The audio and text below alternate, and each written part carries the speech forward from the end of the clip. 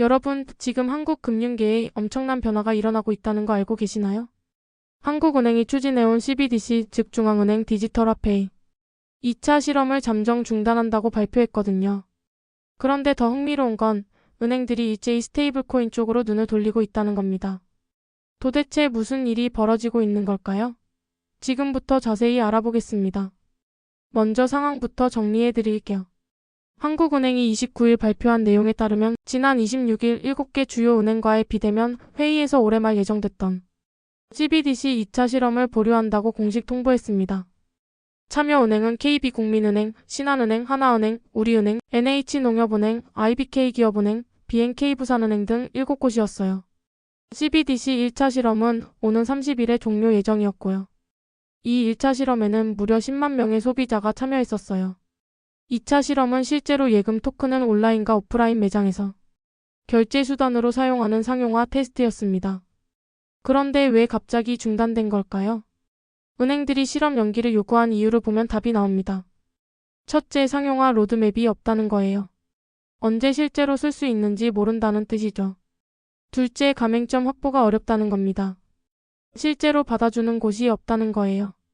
셋째, 비용 부담이 크다는 점입니다.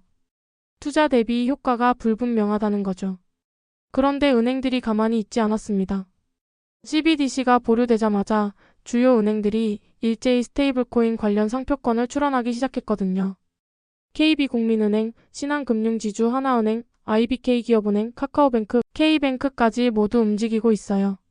그런데 잠깐 스테이블코인이 뭔지 모르시는 분들도 계실 텐데요.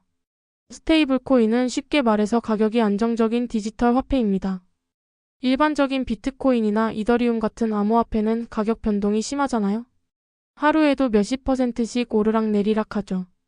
그런데 스테이블코인은 달러나 원화 같은 실제 화폐의 가치를 고정시켜서 가격이 안정적이에요. 예를 들어 1달러와 같은 가치를 갖는 스테이블코인은 항상 1달러 정도의 가치를 유지하는 거죠. 지금까지 우리가 쓰던 스테이블코인은 대부분 달러 기반이었어요. 테더나 USD 코인 같은 거죠. 그런데 여기서 중요한 게 은행들이 주목하고 있는 건 바로 원화 기반 스테이블코인이에요. 이건 달러가 아니라 우리 원화에 1대1로 연동되는 디지털 화폐라는 뜻이죠. 1원화 스테이블코인이 항상 1원의 가치를 갖도록 설계된 거예요. 이게 왜 중요하냐면 지금까지는 달러 기반 스테이블코인을 써서 우리 돈이 해외로 빠져나가는 문제가 있었거든요. 그래서 일상적인 결제나 송금에 쓰기 좋다는 장점이 있어요. 그럼 이제 왜 은행들이 원화 기반 스테이블코인에 주목하는지 알아볼까요? 은행 관계자의 말을 직접 들어보시죠. CBDC는 언제 실현될지 모르는 상황이고 스테이블코인은 규제가 구체화되는 만큼 방향성이 더 뚜렷하다. 이 말이 핵심입니다. 실제로 스테이블코인의 장점을 보면 이해가 되는데요. 첫째, 해외 송금이 빠르고 저렴합니다. 둘째, 24시간 언제든 거래가 가능해요. 셋째, 기존 은행 예금을 대체할 수 있는 수단이죠. 넷째, 미국에서는 이미 이자까지 제공하고 있어요. 더 흥미로운 건 정부와 한국은행의 입장 변화입니다. 한국은행 유상대 부총재는 최근 이렇게 말했어요. 스테이블코인은 금융 규제가 엄격한 은행을 중심으로 발행을 허용하고 이후 비은행 부문으로 확대하는 것이 바람직하다. 즉, 은행 주도로 스테이블코인을 도입하겠다는 거죠. 금융위원회도 올해 하반기 스테이블코인 규율을 포함한 입법이 추진될 예정이라며 제도적 기반을 만들어가고 있습니다. 이 상황을 종합해보면 한국 금융계에 몇 가지 중요한 시사점이 있습니다.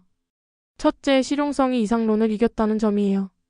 CBDC는 정부 주도의 이상적인 프로젝트였지만 실제 시장의 니즈와 맞지 않았어요.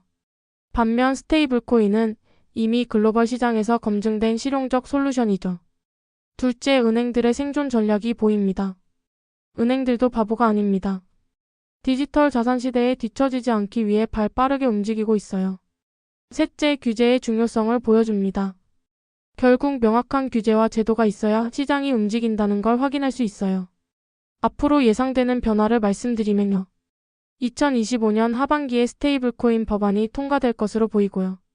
주요 은행들의 스테이블코인 서비스가 출시될 예정입니다. 그리고 해외 송금과 결제 시장에 큰 변화가 올 것 같아요.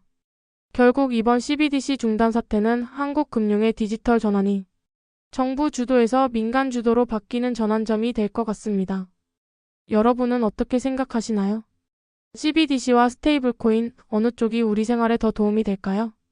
댓글로 의견 남겨주시고 금융 트렌드에 관심 있으시면 구독과 좋아요 꼭 눌러주세요. 오늘도 시청해주셔서 감사합니다.